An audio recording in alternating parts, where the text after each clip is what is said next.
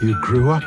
You got old. Now, Hugo, congratulations on such a fantastic film. I loved The Dressmaker. Thank you, good. How does it feel to finally have it hitting screens? This film's pretty special, I think. It's a really bold, classy, fun, entertaining piece. So it's great to see it.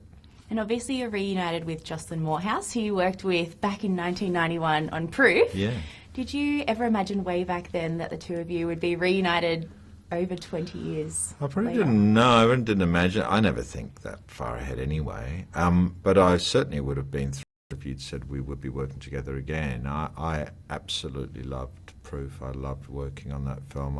I loved the script. I thought Joss was amazing, and so yeah, I would jump to work with Joss any day. The Dressmaker has one of the most impressive casts I think an Australian film has seen in a very long time. What's Liam Hemsworth like? He's lovely. Liam's really nice. We only got one scene together. He's fantastic in this film.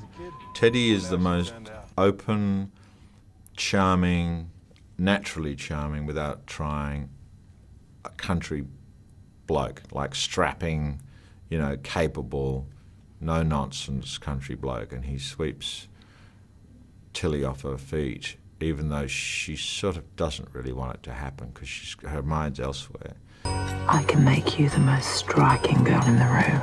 Take your clothes off. A murderer and a lesbian. And I have to ask, what was Kate Winslet like? Absolutely gorgeous.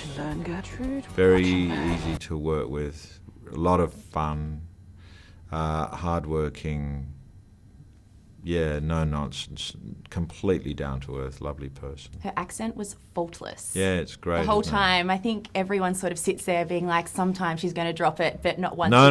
Fantastic. She's a really good mimic. She's a great comedian and a great mimic. And if anyone's seen her in say that series Extras that she had won, she did one of those years ago.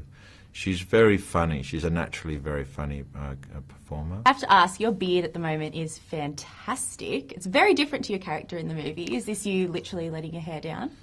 I usually grow a beard. I'm more with beard than without. This is the real Hugo sitting in front of me right now. It's more often that I shave it off for a role rather than for myself.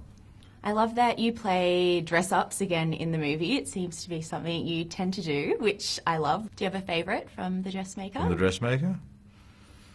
Oh, look, I really like Farrett's police uniform, actually, with the sort of corseted, sculpted waistline.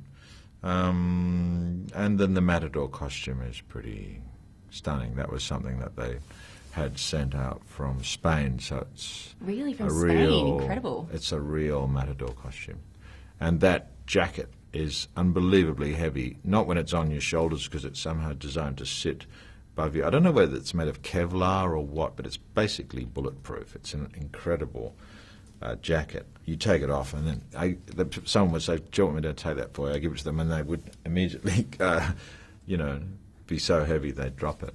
No way. There you go. Well, speaking of dresses, if you were a woman, would you be more of a Dior type dress? Would you be like your Kate Winslet in the movie, or would you be someone who would just shop at Best and Less? No, I wouldn't shop at Best and Less. I'd probably wear pants. You'd be a pants girl. I would. I love that. Jeans or more like a nice slacks? I'd wear jeans. Long hair jeans. Oh, fantastic. And a beard, of course. And a beard, of course.